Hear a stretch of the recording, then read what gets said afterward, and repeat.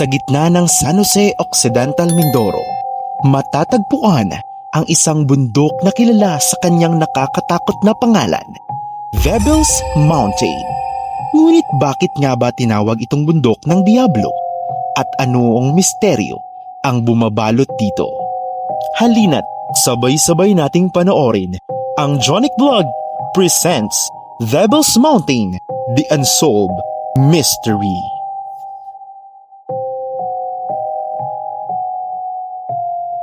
Sa unang tingin, isa lamang itong tahimik na bundok, balot ng makapal na kagubatan at malaking batuhan.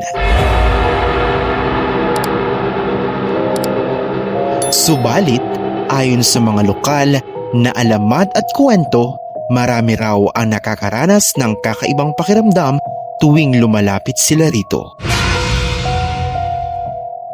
May mga nagsasabing nararamdaman nila ang bigat ng isang hindi maipaliwanag na presensya. Ayon sa isang local elder, simula pa noon, sinasabi ng mga matatanda na may mga espiritu at inkanto na nagbabantay sa bundok. Kapag gabi, may mga nakakakita ng mga liwanag sa tuktok ng bundok na parang apoy na hindi naglalaho. Sabi nila, iyon daw ang mga kaluluwa ng mga nawala o mga naglaho sa bundok. Ang mga mountaineer na sumusubok marating ang tuktok ng bundok ay nagkukwento ng mga kakaibang karanasan.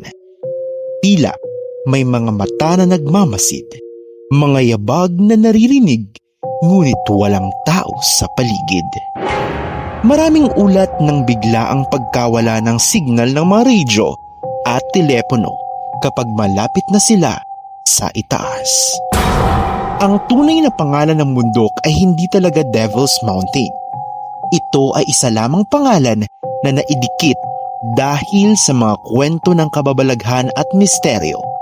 Ang bundok na ito ay dating sagradong lugar para sa mga katutubo.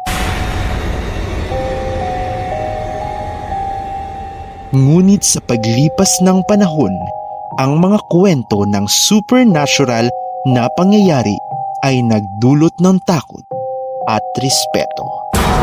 May mga teorya rin na nagsasabing maaaring nagmula ang mga kwento sa mga nawawalang mananakop noong panahon ng digmaan. Ayon sa ilang historian, may mga sundalo at lokal na gerilya na nagtago sa kabundukan noong panahon ng pananakop ng mga Hapon.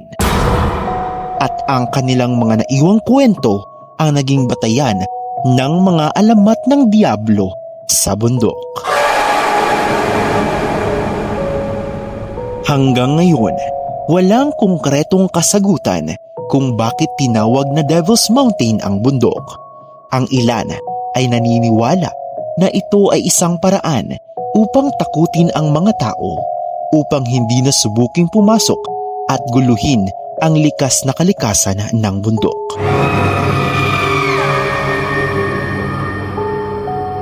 Ngunit anuman ang dahilan, nananatili itong isa sa pinakamatinding misteryo sa Occidental Mindoro.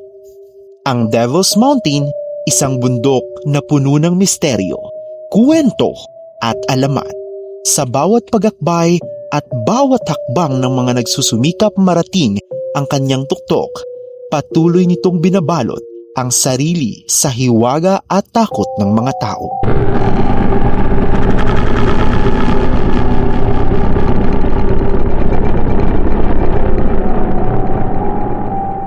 Ngunit ang tanong, susubukan mo bang tuklasin ang lihim ng bundok na ito?